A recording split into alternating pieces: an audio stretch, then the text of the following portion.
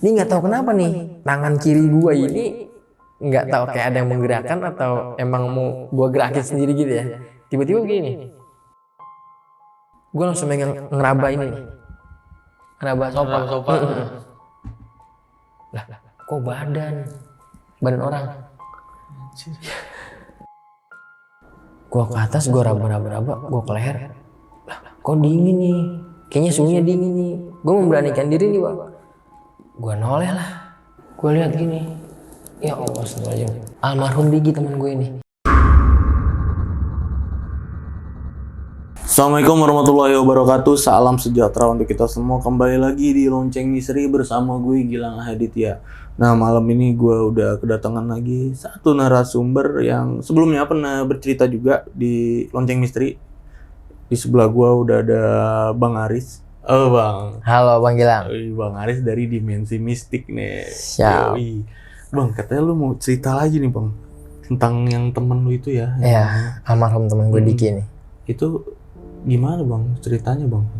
Jadi pada tahun 2010 itu, ini kejadiannya nih Bang, 2010 tepatnya di bulan Ramadan, teman gue ini almarhum ini si Diki mau pulang ke rumah kakaknya nih yang paling tua. Oke. Tapi di tengah perjalanan udah sampai di halte itu, ketika dia turun dia jatuh nih dari bus angkutan umum itu. Dia jatuh, dibawalah sama supir sama konektor ini, bilangnya sih ke saksi-saksi warga yang lihat, dia katanya mau tanggung jawab, mau dibawa ke rumah sakit. Ternyata nggak dibawa ke rumah sakit, tapi temen gue dianiaya di situ dan dibuang di pinggir jalan daerah Bogor.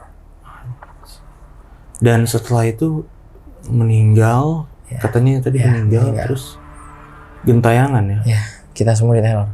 Nah, jadi Bang Aris ini dan teman-temannya diteror oleh arwah Diki ini ya, yang Ya, sahabat Diki. gue. Sahabat lu sendiri Iya. nih, sahabat dekat Iya. banget ya. Oke Bang. Nah Bang, udah ngomongin tentang cerita horor nih. Nah, Dimensi Mistik sendiri ini kan YouTube horor nih Bang. YouTube horor. Gila, masih jalan sampai sekarang ya? Masih Bang, alhamdulillah terus, Bang, masih alhamdulillah. upload. Udah berapa video Bang? Udah ada 100 lebih Bang. Oke, 100 lebih. Video lebih. Kalau yang kemarin tuh terakhir cerita rumah lu ini ya. Ya, rumah nenek gue yang Tanjung Barat. Nah, itu yang gue tempatin. setelah cerita ada kabar apa lagi, Bang? Ada kabar baik. Apa tuh? Laku Bang. Oh, laku rumahnya. Setelah cerita di Lonceng Misteri rumahnya laku loh. Alhamdulillah. Bonus nenek ya? Bonus nenek. Bonus Berarti nenek. yang bikin laku itu bonus neneknya. Bonus ya. nenek. Buat sahabat Lonceng nih ya, ini sebagai contoh. Jadi kalau emang mau promosi jual rumah, jual gedung yang angker, sini aja. Di Lonceng Misteri aja. Iya. Jamin hoki. Yo, hoki. Jual rumah laku. Laku alhamdulillah, benar itu. Oke. Buat sahabat Lonceng nih yang mau jadi narasumber, datang langsung ke studio Lonceng Misteri. Caranya gampang banget, temen-temen bisa langsung mampir ke IG kita di @loncengmisteri ya, bisa langsung DM aja di situ. Pokoknya nanti ada yang ngarahin di situ. Udah Bang, gak usah lama-lama lagi nih. Siap. Kita mulai aja nih. Bang Gilang.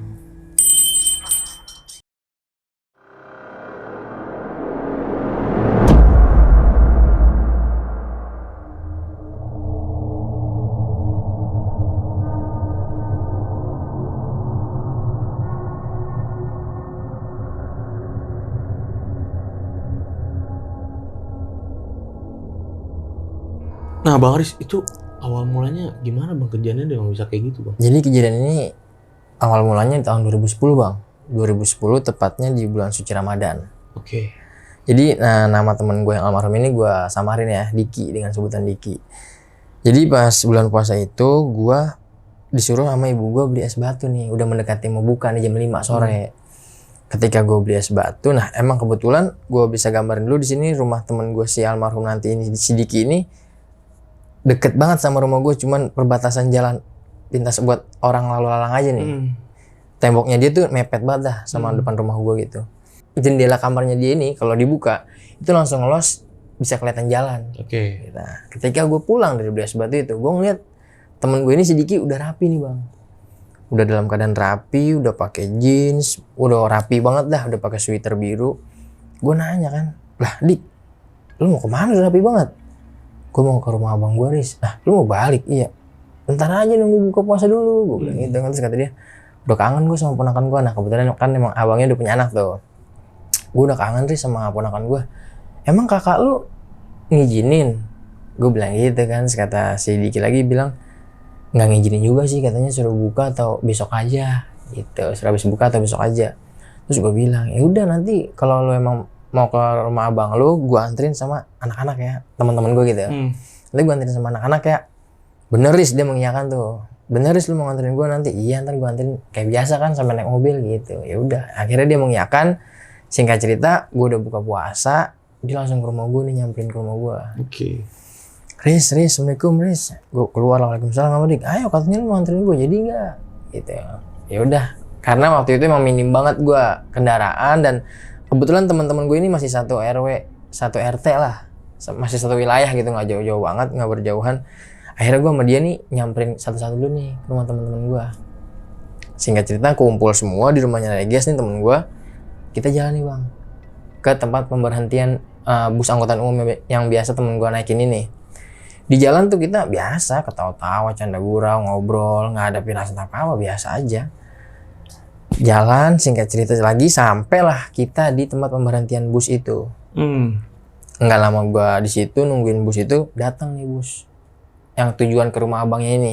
Bus Mini Arta, inget banget gua, bus Mini Arta warna kuning jurusan Depok Bogor. Berhentilah di depan kita itu. Naiklah nih teman gua. Dan emang setiap gua nganterin temen gue ini, si Diki ini, gue selalu ngasih pesan nih ke kondekturnya, bang nanti tolong turunin temen saya di komplek AL ya, Tanjung Barat gitu kan, komplek AL ya bang. Oh iya nanti saya turunin. Nah, karena kenapa gue selalu berpesan kayak gitu ke kondektur, ini mohon maaf, jadi temen gue ini ada kekurangan fisik, bisa dibilang tubuhnya kecil. Oke. Ya kayak gitu. Jadi gue mengantisipasi takutnya dia kenapa-napa gitu kan, atau kelewatan atau dia jatuh gitu kan. Akhirnya gue berpesan kayak gitu. Ya udah, akhirnya mobil itu jalan tuh, bus itu jalan. Nah yang di sini ini nih anehnya lagi, kenapa temen gue nih nggak langsung duduk di bangku penumpang ya, tapi dia masih dalam keadaan berdiri, dia melambaikan tangan dadah ke kita semua. Kayak mau pergi jauh banget ya. Iya, di situ gue langsung. Tapi gue nggak langsung mikir meninggal nih, mau meninggal, enggak. Buat bercandaan, kenapa tuh kayak anak bocahnya tuh gitu. Iya, kenapa tuh dia? Pokoknya dia nggak duduk sama sekali. Dia ngelambain tangan aja. Ya udah akhirnya makin jauh makin nggak kelihatan itu bus. Ya kita akhirnya pulang tuh. Gue pulang lah masing-masing ke rumah buat sholat taraweh. Singkat cerita lagi, selesai sholat taraweh, gue kumpul nih di rumah temen gue. Sekitar jam 9:30, gue keluar lagi tuh, pada keluar nongkrong di rumah temen gue Reges 9:30. Ketika gue lagi nongkrong bang, gue dihampiri sama sosok bapak-bapak berbadan tegap mengenakan jaket polisi. Gue dihampiri satu orang ya, dihampiri, dia nanya ke gue, permisi dek, boleh numpang tanya, tahu alamat rumah ini nggak? Yang dikeluarin KTP temen gue, si Diki ini. Gue langsung lihat, lah KTP Diki sama polisi. Gue langsung berpikir nih, kenapa nih? Kasus apa nih bocah? Iya, masalah apa nih? Iya kok KTP-nya sama polisi gitu kan. Oh itu pak, yang temboknya warna biru. Gue bilang gitu, itu pak yang temboknya warna biru. Oh itu bener ya rumahnya ini? Iya pak, iya pak. Gue gak berani nanya, karena masih anak-anak waktu itu, gue masih sekolah lah. Ya udah, habis itu polisinya ini langsung menghampiri rumahnya si Diki ini. Gak lama kemudian, keluarlah. Gue lihat di situ ibunya, kakaknya yang cewek, sama abangnya juga tuh yang nomor 3 sama di atasnya dia. Keluar, nah gak lama kakaknya ini sama ibunya menjerit nih. Teriak, histeris lah. Oh, gue langsung pada kaget kan. Wah, ada apa nih, kenapa? Nah, gue langsung pada larian tuh ke rumahnya itu, nyamperin gitu. Tapi di situ gue nggak dijelasin sama polisinya, sama abangnya, kalau si Diki ini kenapa-napa enggak bang. Tiba-tiba abangnya langsung ngomong, ada yang bisa temenin gue nggak? Tapi sambil nangis, pernah nangis, keluarganya pernah nangis. Gue mikir, kenapa ya? Ada yang bisa temenin gue nggak? Salah satu dari lo? Bisa bang, kita semua bisa bang. Temenin gue yuk ke rumah sakit daerah Kota Bogor, gitu. Gue nggak bisa sebutin namanya ya.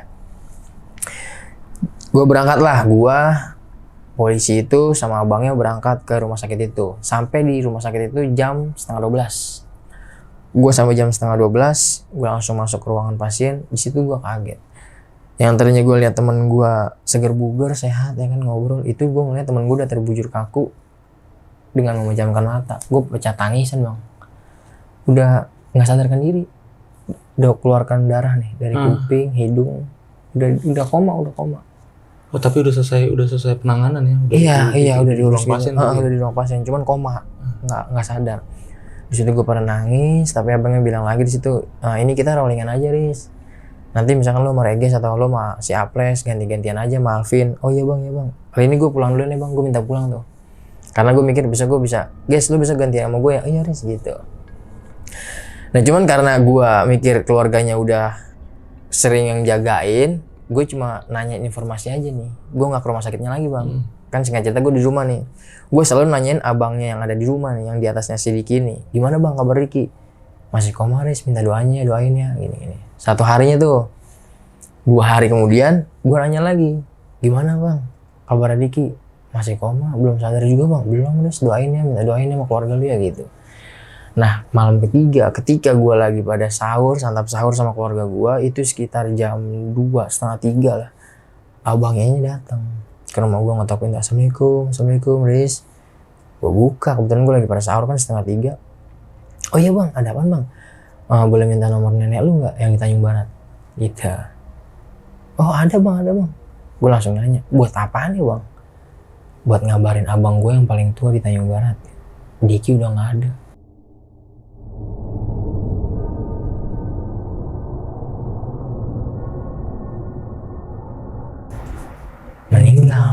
Meninggal selama 3 hari koma, meninggal nih temen gue. Ya Allah, gue di situ udah nggak ketelan lah, nasi udah nggak nafsu lah, udah gue ngelanjutin, semua keluarga gue juga nggak ngelanjutin makan, kita pada keluar tuh, rame lah tuh akhirnya, tetangga pada keluar, pada nangis, maksudnya nggak nyangka gitu, anak muda yang tadinya masih ngobrol, nongkrong kelihatan gitu kan, tiba-tiba meninggal, mendadak udah bisa dibilang.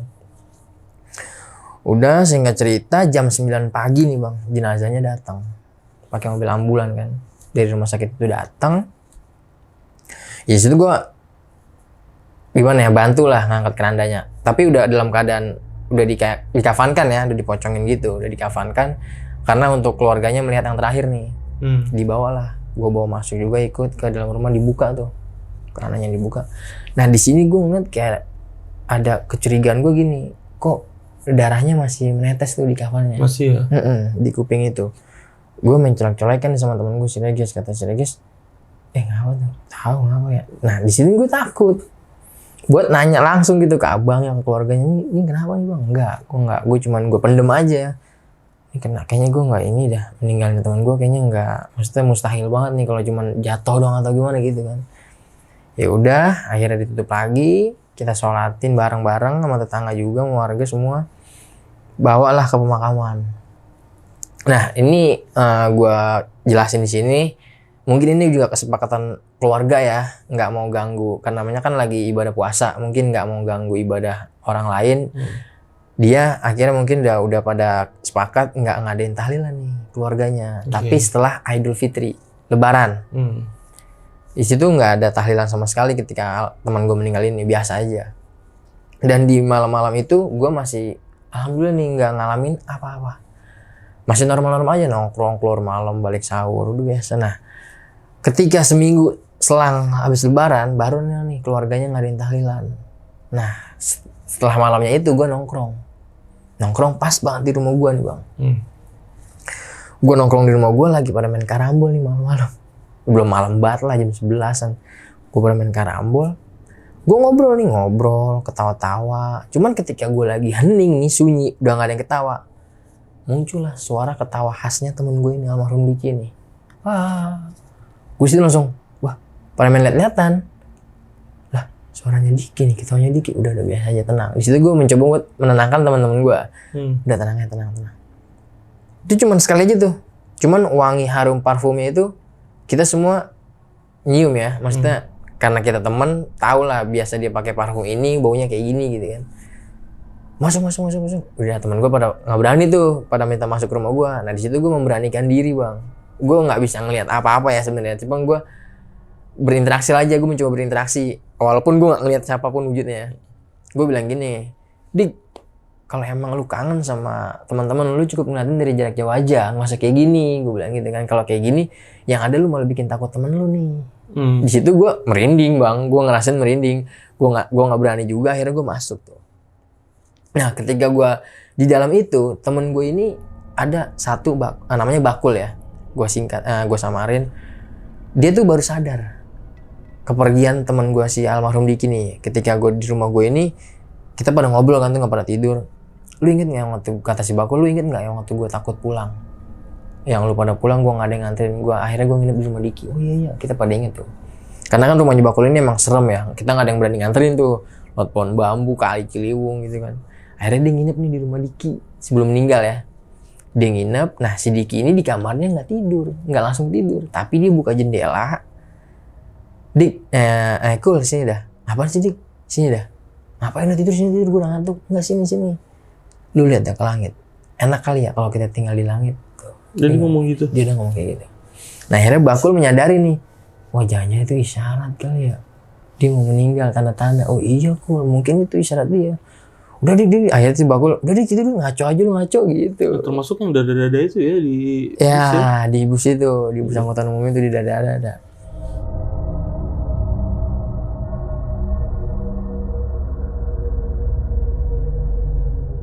Ya udah, akhirnya udah pagi, pada pulang.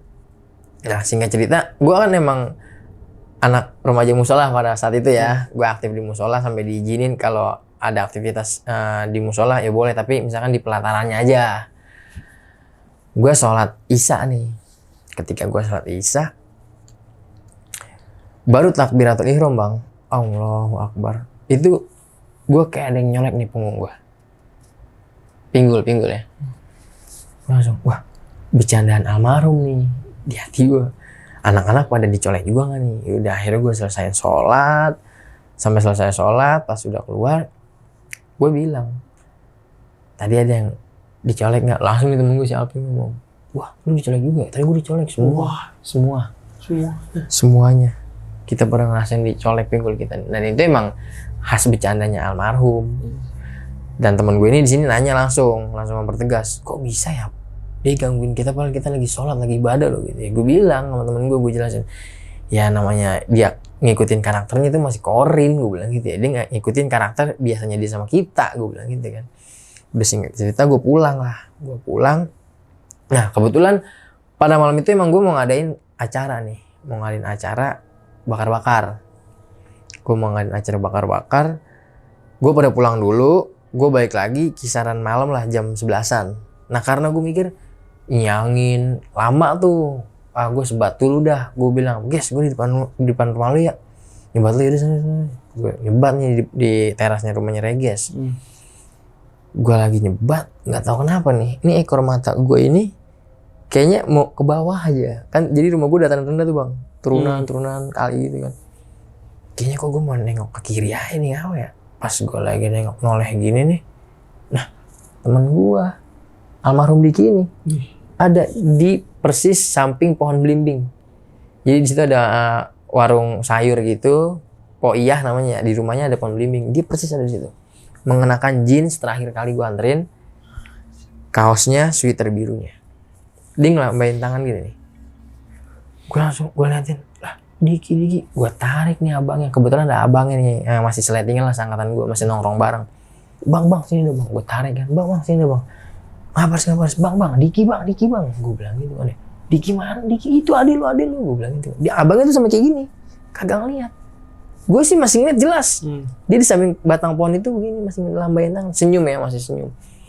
Terus gue tarik nih temen gue, guys, gue langsung ngejar temen gue tarik, guys lu lihat guys, ada Diki. Temen gue lihat.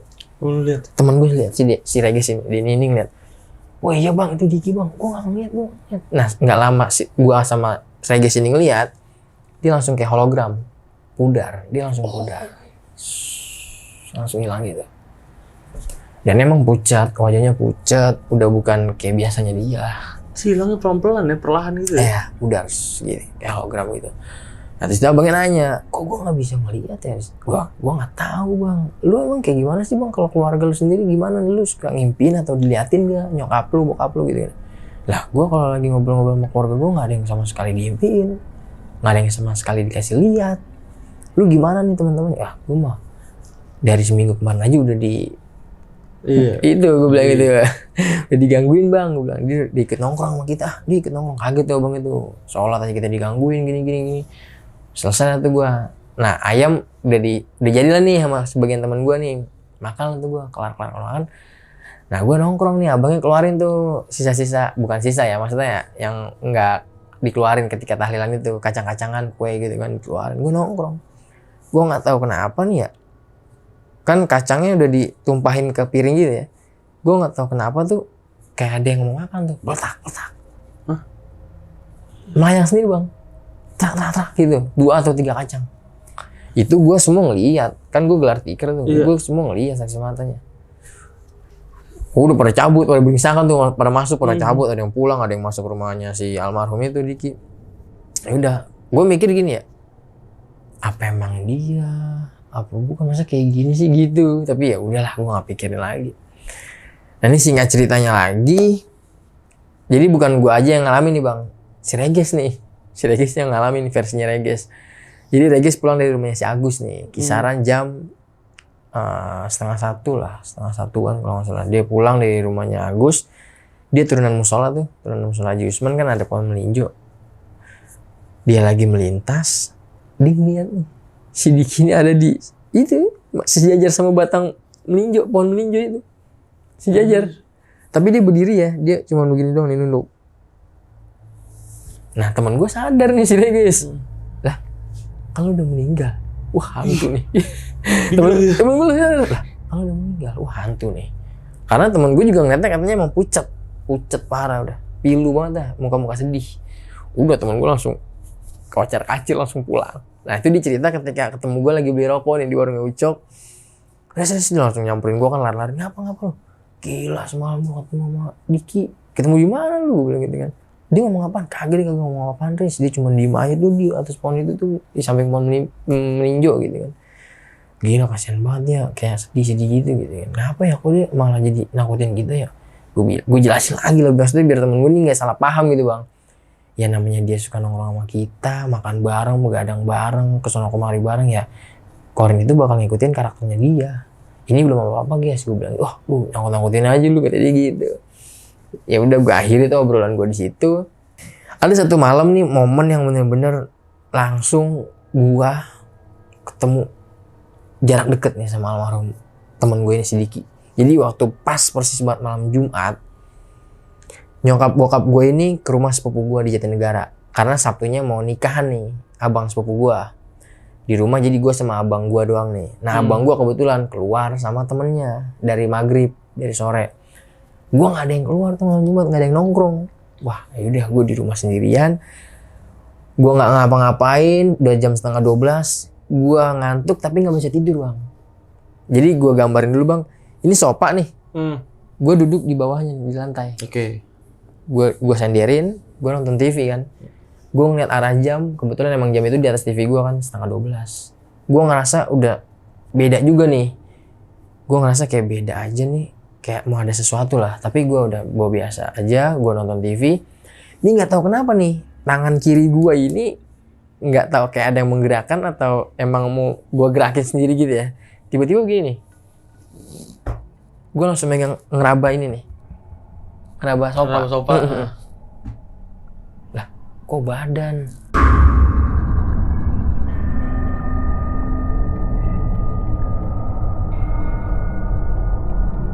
Kok badan gitu kan? Gue ke atas, gue raba-raba, gue ke leher. Lah, kok dingin nih?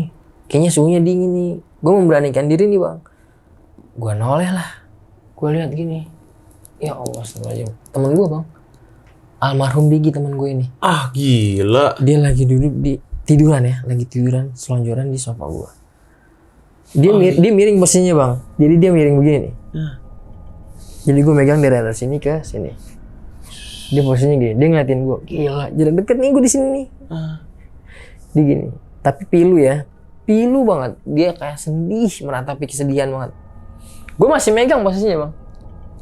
Gue memberanikan diri ya. Gue pikir ini hantu juga teman gue udah kesianan sama dia gitu kan. Jadi ya gue pikir ya udah, gue hilangin rasa takut gue. Di situ gue ngomong, Dik, kok lu bisa kayak gini ya? Gue ngomong gitu. Gue lepas tangan gue ngomong, Dik, kok lu bisa kayak gini? Ibu lu, bapak lu, semua keluarga lu udah redo lah, udah ikhlas, udah ngedoain lu. Kita nih semua teman-teman lu udah ikhlas, udah ngedoain lu. Ya lu gak usah kayak gini, gak usah nakut-nakutin temen lu. Gue doain ya, gue bilang gitu. Dia sambil menatap gue dengan wajah sedihnya dia gitu. Dia sambil menatap gue. Gue bilang ke dia lagi, gue doain lu ya, semoga amal ibadah lu diterima, dosa lu selalu diampuni, dan lu enak lah, lu ditempatkan di sisi Allah SWT yang enak, gue bilang gitu kan. Gue kirimin Al-Fatihah, lama-lama itu pudar lagi bang. Kayak hologram tadi. Iya, dia hilang dengan sendirinya. Itu nyata banget tuh. Tapi tangan lu udah nggak? Udah nggak, kan udah gue lepas. Ketika gue mau ngomong sama dia tuh gue lepas. Iya. Gue kira lu penasaran lagi gitu. Nggak, itu juga karena gue udah nggak sadar ya, gue megang karena nggak sadar. Megang hantu apa rasanya? Ya karena gue juga mikir, baru pertama kali tuh gue megang sosok yang gue pikirin lagi, ya gue nggak takutnya bukan karena gue mengada-ada ya, gue pikir ya ini temen gue. Mungkin kalau yang lain gue takut. Ini kulit. Beneran kulit. Dan dingin tapi ya. Dinginnya wah melebihi ya, dinginnya AC dan freezer. Dingin banget. Di situ gue duduk, gue lemes, gue mikir ya Allah, kok kayak gini banget ya. Akhirnya gue tiduran, lama-lama gue ketiduran sendiri tuh. Kan Jumat tuh, hari Jumat. Nah sholat Jumat siang gue ngumpul nih. Ya kan siang harinya sebelum sholat Jumat gue ngumpul di rumah teman gue nih Reges. Namanya anak muda kan, maunya bareng-bareng tuh. Gue ngumpul, biar pada kumpul dulu semua baru nih gue ngomong. Semalam gue didatengin sama Diki. Wah ramai tuh temen gue. Wah dia ngasih pesan apa nih sama teman-teman? Enggak, dia nggak ngomong apa-apaan, gue bilang. Dia cuma diem, gue udah kirimin doa. Yaudah pokoknya ntar nih selesai sholat Jumat kita mampir ya ke ziarah, ke makamnya dia kita ziarah, gue bilang gitu kan. Karena emang kebetulan masjid ini nggak jauh dari pemakaman almarhum temen gue ini. Berangkatlah gue sholat Jumat. Selesai sholat Jumat gue ziarah nih bang. Gue ziarah, baliklah sholat Jumat. Nah balik sholat Jumat ini gue kagak pada pulang lagi nih, nongkrong lagi dulu. Nah abangnya nih pulang nih, pulang sholat Jumat, nyamperin gue. Gue bisa minta tolong nggak sama lu semua? Tolong apaan ya bang? Besok kan hari Sabtu nih, lu ada waktu nggak nemenin gue ke tempat berhentinya mobil bus angkutan umum adik gue di komplek KL. Oh siap bang, mau bang gitu. Kata abangnya jam segini ya, jam 1-an ya, siang-siangan aja, jangan pagi-pagi banget, jangan sore-sore banget. Oh iya bang. Ya terserah dah lu mau ikut semua atau enggak, kata abangnya. Udah gue ngikut semua. Singkat cerita hari Sabtu berangkat lah nih gue jam 1 siang itu. Gue berangkat ke tempat biasa pemberhentian bus itu ya, angkut trayek itu. Sampai lah gue di komplek KL Tanjung Barat ini. Gue sampai, gue nyari informasi nih bang, nyebar. Gue nyari tuh, dulu kan di halte itu ada tukang-tukang majalah ya. Tukang-tukang majalah ada yang di situ. Gue nanya, terus gue nanya juga warteg, ojek pangkalan ya, opang. Gue nanya. Nah ketika gue lagi nanya sama abangnya ini, keluar lah nih tukang ojek. Tukang ojek keluar dari warteg sambil megang piring. Dia langsung enggak tuh apa yang ditanyain sama abangnya temen gue ini. Nah bang, saya lihat tuh bang, belum lama kan ya, bulan puasa, itu adanya abang, itu adik saya udah meninggal bang. Lagi kaget tuh dia. Saya lihat bang, jadi waktu itu adik abang malam kalau nggak salah ya, sebelum isya ya, habis maghrib gitulah, kata dia. Iya, jadi waktu itu saya lihat lagi nungguin penumpang, adik abang turun dari minimarket warna kuning, turun tapi jauh dari halte. Adik abang baru kaki kiri, bus itu jalan. Adik abang saya lihat kepanting nih, kebanting gitu. Nah udah sih pada sigap nih sama orang-orang yang pada lagi nungguin mobil di halte itu gitu kan. Pada sigap semua, opang, warga-warga yang ada yang lagi pada di sekitar itu pada keluar. Diberhenti nih, dihalangin itu mobil itu, bus itu. Tanggung jawab lu gitu kan. Udah, nah diangkat nih. Temen gue ini diangkat, kata si saksi tukang ojek ini, temen gue ini masih dalam keadaan hidup, bernafas, matanya cuman melotot ke atas aja gitu, mantang ya? Iya kayak mantang gitu ya ke atas. Tanggung jawab lu, bawa nih ke rumah sakit nih, kasihan nih anak orang nih gini gitu. Iya turun tuh konektor, iya saya bakal tanggung jawab, tenang saya bakal tanggung jawab, saya bawa ke rumah sakit. Diangkat lah nih tubuh temen gue ini ke dalam bus angkutan umum itu, diletakkan di paling belakang kan tuh bangku penumpang yang panjang aja tuh. Iya. Taruh paling belakang, penumpangnya pindah. Nah ini yang sangat disayangkan, saksi-saksi itu nggak pada ngikut. Di dalam bus itu ada yang ngikut ya, gitu ya. Didampingin lah, nggak ada yang pada ngikut, mungkin pada percaya aja gitu kan. Nah ini sih pemikiran gue ya bang, pemikiran gua yang gua dalami gitu ya. Mungkin di tengah perjalanan ini supir sama kondekturnya takut nih.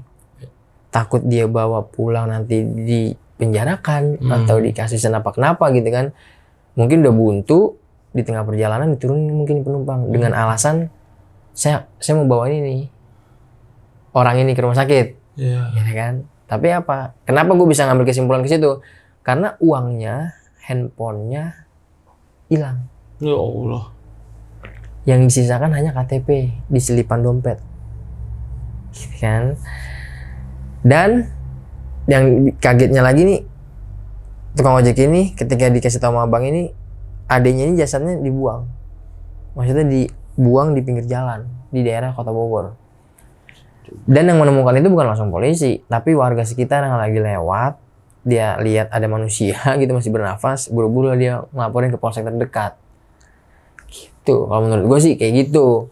Dia nggak berani dibawa pulang, takut sama keluarganya kan, atau dikasusin. Iya benar sih, masuk akal. Kayak gitu. Anjir. Akhirnya gue ketahu semua nih, oh ya udah benar berarti kayak gini nih. Udah.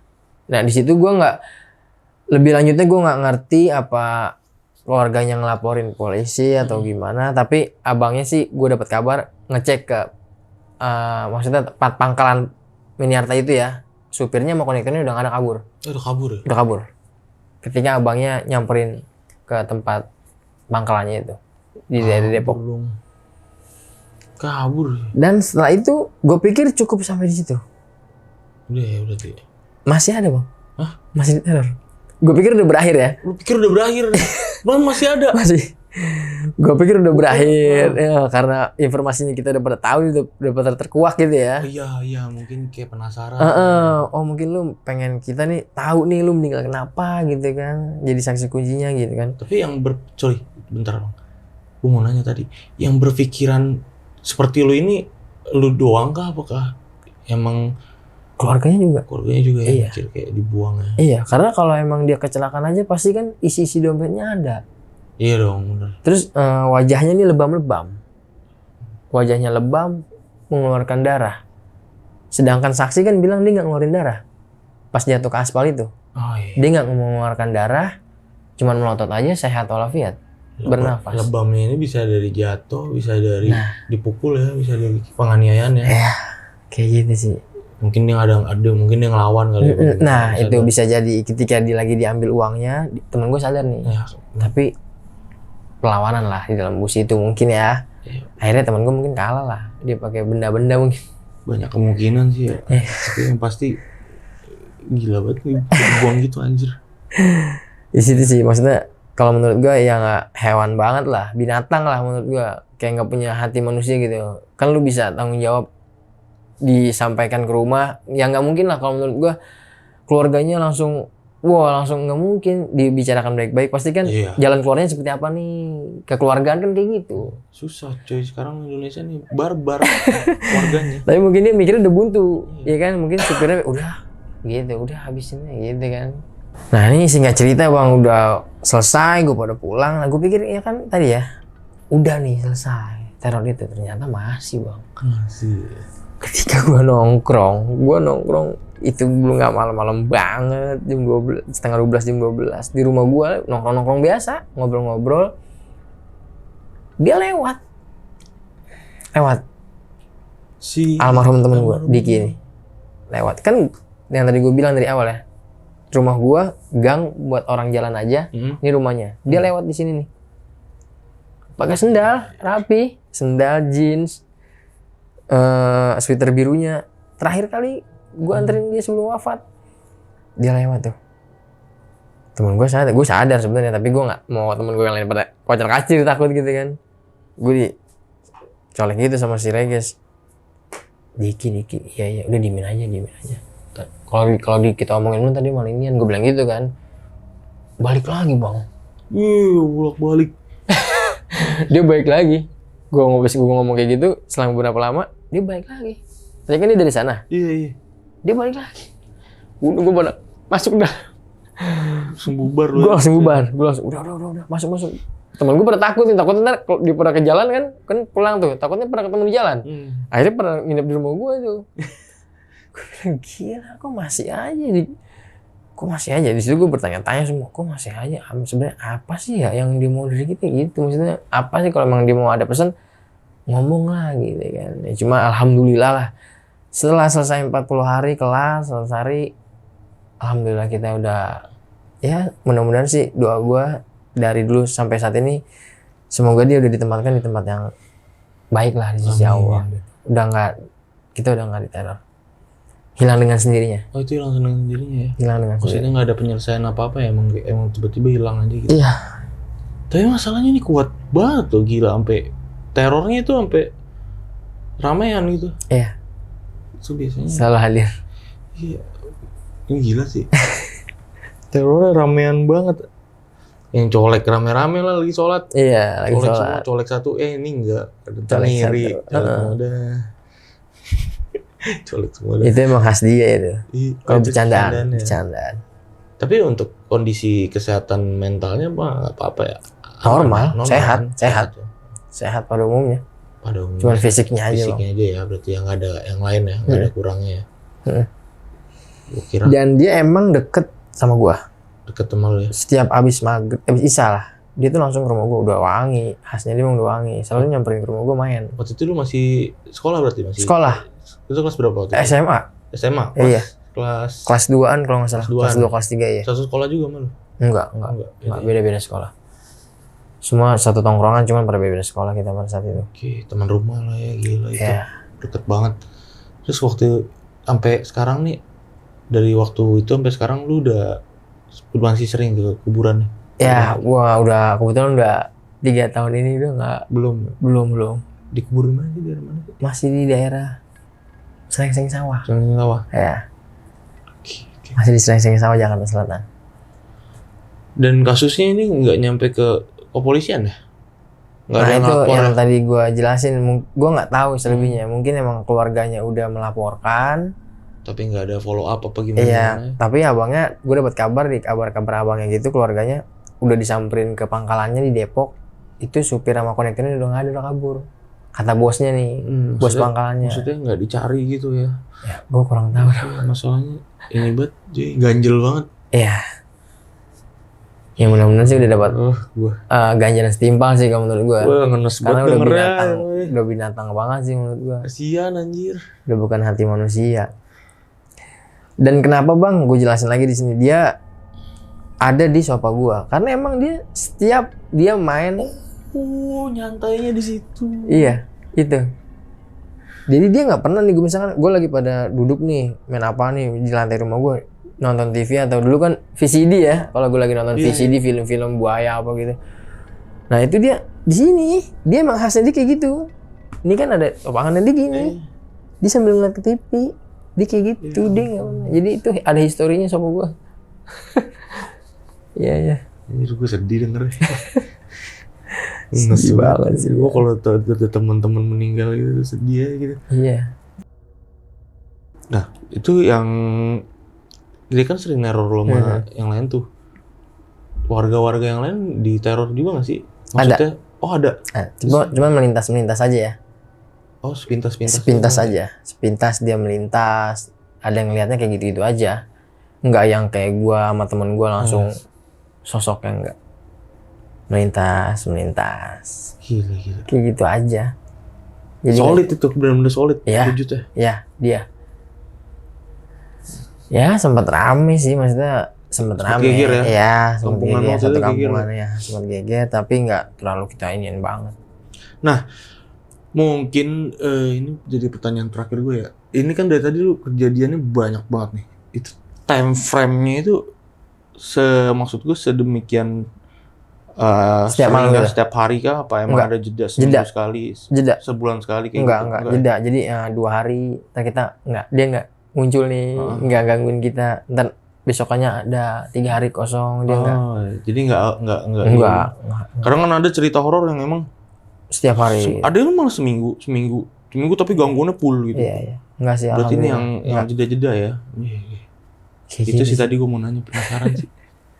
Berarti emang ini dia tuh penasaran emang karena emang pengen kasusnya itu diungkap atau gimana sih?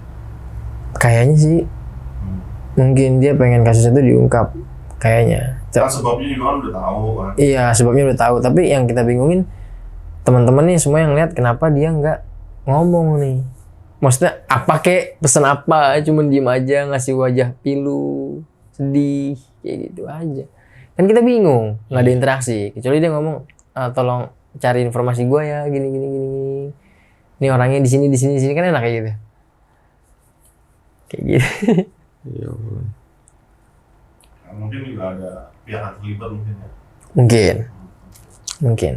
Nggak cuma supir dan keneknya juga. Ya, bisa jadi ada pihak-pihak. Karena waktu saat dia digotong ke bus itu masih ada penumpang kan posisinya?